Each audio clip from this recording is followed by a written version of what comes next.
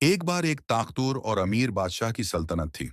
उसके दरबार में एक गुलाम था, एक मामूली शख्स जिसके पास न दौलत थी न अख्तियार, मगर उसके पास अल्फाज की ताकत थी। एक सुबह एक कासिद दरबार में घबराया हुआ दाखिल हुआ।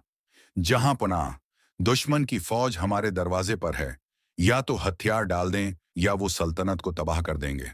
दरबार में हंगामा बरपा हो गया। वो जरा चीखने लगे, फौज को तैयार करो, दरवाजे बंद करो, दुश्मन को सबक सिखाओ।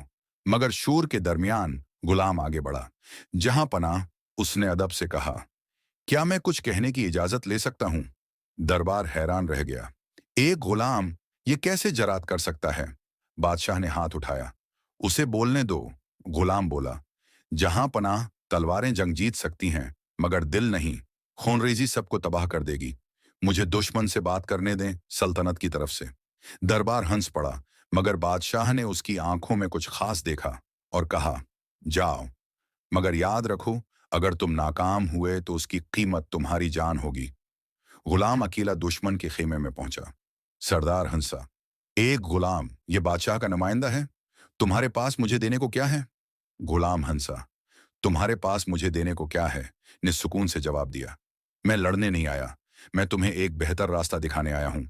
सरदार ने हैरानी से पूछा, कौन सा रास्ता? गुलाम बोला, अगर तुम हमारी दीवारें जला दोगे तो इज्जत भी जला दोगे। अगर लोगों को मार दोगे तो नफरत तुम्हारा पीछा करेगी। मगर अगर तुम अमन का हाथ बढ़ाओ तो तुम सिर्फ जमीन नहीं, दिल भी जीत लोगे, और तुम्हारा नाम तबाही के लिए नहीं, उज़्मत के लिए याद रखा जाएगा। सरदार रख गया, फिर सर हिलाया। अपने बादशाह से कहो, मैं अमन कबूल करता हूं। गुलाम वापस दरबार आया। सब हैरत में थे। दुश्मन ने पुष्पाई अख्तियार की, खून का एक कतरा बहाए बगैर। बादशाह ने कहा, तुमने वो कर दिखाया जो मेरी पूरी फौज न कर सकी। तुमने सल्तनत बचा ली। गुलाम ने अदब से झुककर कहा, जहां पुनाह, असल ताकत हथियारों में नहीं, अल्फाज में है।